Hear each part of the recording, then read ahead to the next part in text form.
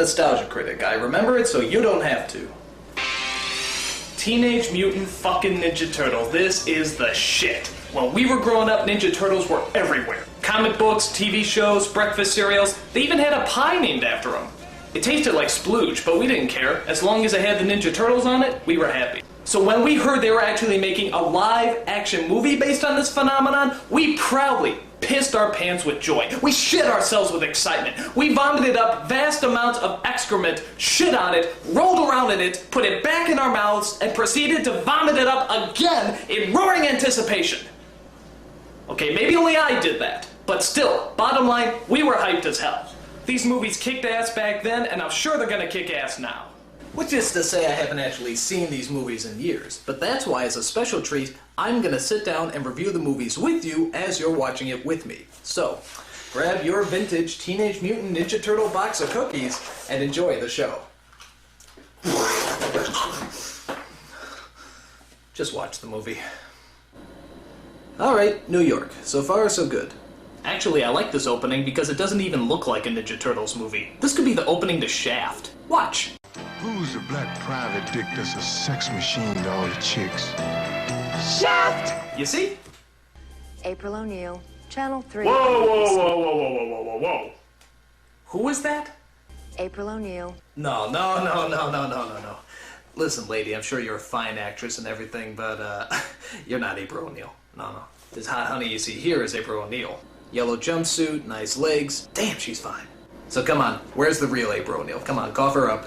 Just what is going on out there, April?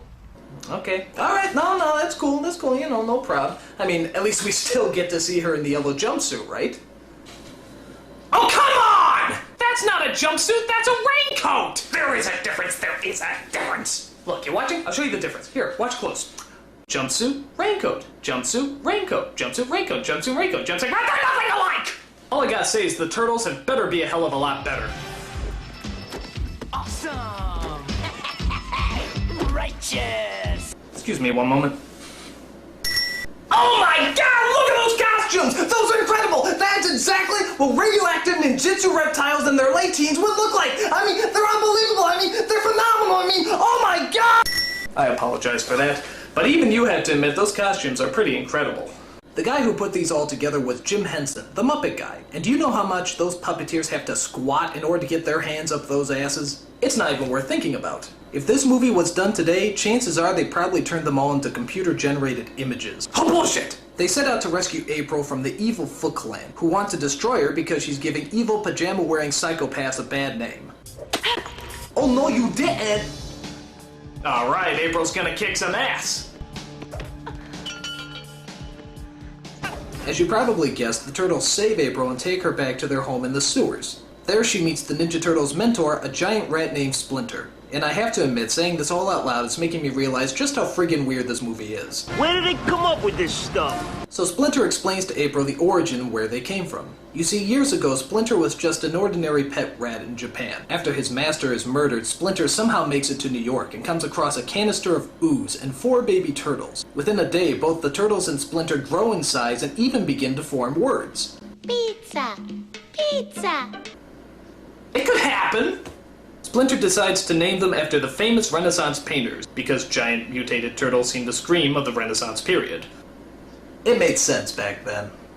Wondering how much acid she dropped, April decides to help them defeat the Foot and bring order to the city. And on their way, they're helped by a vigilante known as Casey Jones, who's pretty cool despite the fact that he looks like Jason's homosexual Canadian brother. Ooh. Now, the leader of the Foot Clan is an evil kitchen utensil known as the Shredder, which everyone says is a giant Darth Vader ripoff, but I don't see the resemblance. I am your father. Okay, it's a ripoff, but you gotta give this guy credit. He has a diabolical scheme to... Actually, what was the plan again? Punish these turtles. I'm sorry, I don't care how menacing or powerful you are, there's no way you can make punishing turtles sound threatening. I'm sorry, it's just not humanly possible.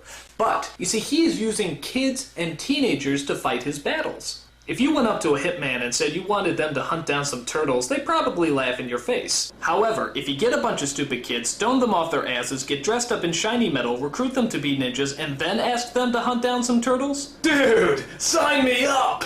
Awesome! My only problem with this plan is the costumes they're assigned. I mean, I know they're supposed to be ninjas and everything, but those costumes are so tight, I don't even think they can talk.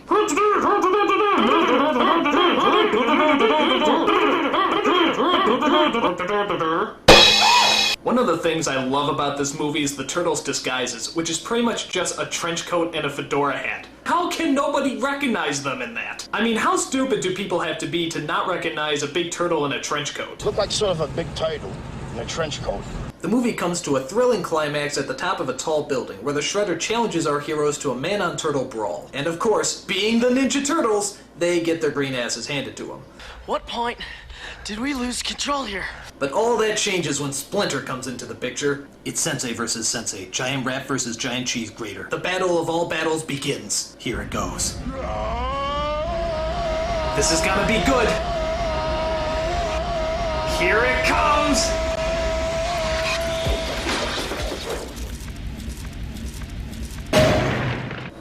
Bullshit! What kind of battle is that? He sticks out his foot like a cartoon character and he trips? What a ripoff! All I gotta say is the next film had better be a lot better. Teenage Mutant Ninja Turtles 2, The Secret of the Ooze. And what exactly is the secret of the ooze? It was made in a laboratory. And that's about it. There's not really any surprises on top of that. Kind of a big letdown. But the Turtles are back. And this time around they're, well, more kid-friendly, I guess. After all the parents complained about the violence and swearing in the first film, you know, everything that made it good, the second film tones down the action and the bad language. So instead of using their weapons to fight people, they use stuff like cold food, belts, and yo-yos. You know, stuff you find lying around the house. So now all your kids will know how to turn ordinary household appliances into blunt, badass weapons. Thank you, parents of America. Idiots. And as for the bad language, I don't know. I don't remember too much swearing in the first film. Ninja kicked the damn rabbit. Damn. Okay. So every kid was swearing like a bastard after they saw this movie. But granted, it's a lot better than their original cut. Fuck that, man. Them niggas around the corner tripped out, man. Where my fuck that, man? Where my strap? Fuck that. Never let Spike Lee direct a children's movie. Can you believe this guy? So the story centers around the return of the sinister Shredder. After doing a short ripoff of Tim Burton's Batman, he gets back into action by plotting his revenge against those pop culture spewing reptiles. He steals a canister of ooze from that guy in Titanic and decides to make his own evil mutants. Within seconds, two innocent, harmless animals are transformed into the sinister duo of Bebop and Rocksteady. Yeah, like I said, Bebop and Rocksteady. Now the one scene everyone remembers is the fight scene that takes place in the whitest of all rap clubs, led by the whitest of all rappers. You guessed it, Vanilla Ice. Oh no. Gee, it looks like they're pretty freaked out about all those monsters breaking into their club. But wait a minute. I think the Ice is feeling something. I think he's conjuring up a rap, a sort of ninja rap, if you will. Yo, it's the Green Machine. He is! Look at that, a totally unrehearsed yet somehow totally choreographed rap scene entirely made up on the fly. What talent. I gotta tell you, this guy is going places! Like the unemployment line. So the film climaxes as the Shredder drinks what's left of the mutated ooze and turns into a mutant himself. Jesus Christ, look at that. That is a badass villain. It's a super shredder. Alright, this is gonna make up for the shitty climax in the last movie. 4 mutant turtles versus 1 giant mutant shredder. This is gonna be good.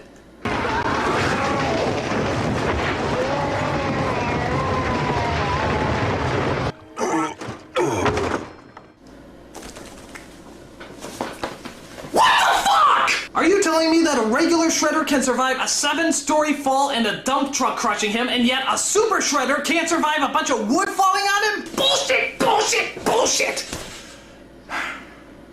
You know, I'm starting to realize that, these movies aren't quite the masterpieces I remember them to be.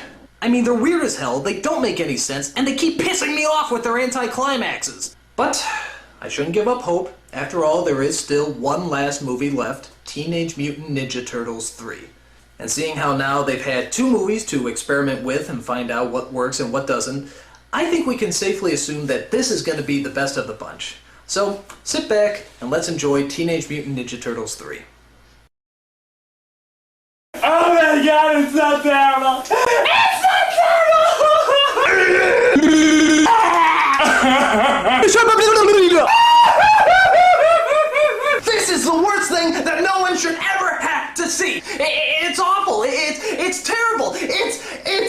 It's so bad I am forced to make up a word to describe how bad it is. This movie is horribifuckus. It's the most horribifuckus movie I've ever seen in my entire life. Okay, like I said, these movies aren't the masterpieces we remember them to be. But it's best not to look at them as movies, but more as a homework assignment. Make a movie about 4 mutated turtles in their late teens who are named after Renaissance painters, led around by a giant rat, know ninjutsu, eat pizza, dress up like flashers, fight a guy who's named after a cheese grater, and make it plausible. And you know what? With the exception of the last movie, I'd probably give this project an A. Minus, but still an A. I'm a nostalgia critic. I remember it, so you don't have to.